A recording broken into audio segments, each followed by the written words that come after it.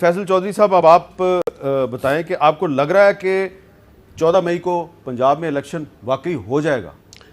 हामिद मीर साहब, बतौर एक वकील, बतौर सुप्रीम कोर्ट के वकील के, अगर सुप्रीम कोर्ट एक फ़ैसला कर देती है तो उसके बाद मेरे जहन में एक आइन का पाबंद शहरी होने के नाते से कोई ऐसा भाम नहीं रहता। ये बातें करना कि सुप्रीम कोर्ट का फ़ैसला हो गया है, सुप्रीम कोर्ट के फ़ैसले को हम नहीं मानते और या हम सुप्रीम कोर्ट की प्रोसीडिंग्स का बायकॉट करते हैं लेकिन अपना वकील वहाँ पे भेज देते हैं, तो हम वकील आज़ादाना तौर पे अदालतों में पेश नहीं होते मीर साहब। हम क्लाइंट के इंस्ट्रक्शंस पे जाते हैं। हाँ। जैसे मैं मिसाल देता हूँ, आपके शो में अगर मुझे नहीं आना तो मैं नहीं आऊँगा। ये नहीं हो सकता कि मैं आऊँ भी और मैं आपका बायकॉट भी करूँ और आपके सामने बैठ के बात भी करूँ, ऐसा नहीं हो सकता। अदालत ने मौका दिया कि ठीक है आप लिखवा लाइए अपने क्लाइंट से, हाँ। और फिर आपने जो सबमिशन देनी है वहाँ पे नहीं दी।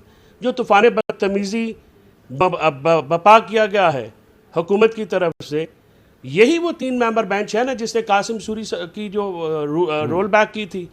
तब ये जजेस के बारे में क्या कहा जाता, आपने प्रोड्यूसर साहब से कह लीजिए, उसके फैसले के बाद सबके जो पीडीएम के सरबराह हैं वो क्या कह रहे थे, नून लीग के सरबराह क्या कह रहे थे, और जरदारी साहब और बिलावल साहब क्या कह रहे थे और आज क्या कह रहे हैं। देखिए, मीठा मीठा हापा पर कड़वा कड़वा थू, ये तो नहीं होता। या तो सुप्रीम कोर्ट एज ए बतौर इदारा फैसला करती है, बिल्कुल फैसला करती है। वो फैसले सबसे ज़्यादा जो कासिम सूरी साहब का जो रोल बैक करने का, अगर पार्लियामेंट को आज इज्जत देने की बात की जा रही है तो सिंध हाउस में भी तो पार्लियामेंटेरियन को लेके गया था।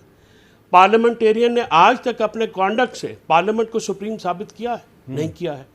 पार्लियामेंट को सिर्फ कहने से तो नहीं होता, अमल भी करना पड़ता है। आप पार्लियामेंटेरियंस को उठा के आप गद्दारी जैसे मुकदमों में अरेस्ट करें, आप उनको जो है इंसानी हकूक पामाल करें। सेनेटर्स आजम सवाती के साथ क्या हुआ है? क्या वो पार्लियामेंटेरियन नहीं था? क्या उस वक्त पार्लियामेंट की वक़्त, इज्जत, वक़ार किसी और जगह चला गया था?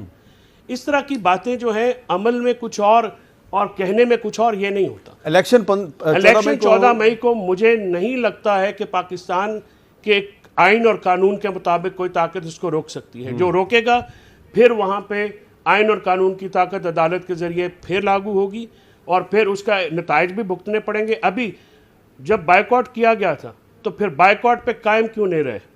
अगले दिन जाके अदालत में जज साहबान के सामने मिन्नतें तरले करने की क्या ज़रूरत थी? नहीं जाना चाहिए था। अगर आपने ये कह दिया, पीडीएम के सरबराह ने वहाँ पे बाकायदा प्रेस कॉन्फ्रेंस की कि जनाब हमें एतमाद नहीं है, और हम एक तरफ आप कहते एक तरफ आप जजों पे अटैक करते हैं, उन पे प्रेशर बनाते हैं, उनकी आप हर्जा सराई करते हैं, और फिर बाद में आप कहते हैं कि आपने ये क्यों किया, वो क्यों किया। 6 मेंबर बेंच का फैसला जो आज आया है उसमें हुकूमत पार्टी है, उसमें कोई पॉलिटिकल पार्टी है वहाँ पे बैठी हुई। सुप्रीम कोर्ट का इंटरनल मामला है, एक मामला आया केस का, उन्होंने किया। सीनियर पुणे जज साहब ने भी चीफ जस्टिस बनना है सितंबर में, उसके बाद बिस्मिल्लाह वो जो करें। ठीक है। आर्टिकल 191 के तहत सुप्रीम कोर्ट, उन्होंने अपने उस ऑर्डर में, वो जजमेंट नहीं थी वो ऑर्डर थी, उसमें लिखा कि सुप्रीम कोर्ट रूल्स बना सकती है।